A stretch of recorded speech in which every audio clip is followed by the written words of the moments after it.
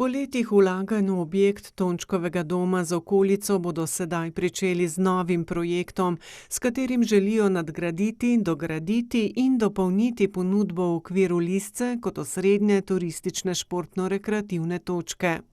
Gre predvsem za ureditev okolice in tako klopi, ograj, vodne hiške in še nekatere druge ureditve, kajti pogoj je, da urejujemo na lastnih zemljiščih, pohodniške poti so na tujih zemljiščih in pohodne poti urejuje planinsko društvo, zgledno skrbi za te pohodne poti.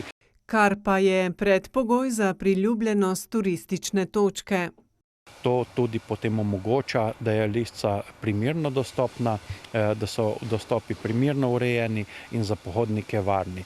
Kajti v planine, v hribe na Lisco hodi zelo veliko ljudi in niso vsi člani planinskih društev.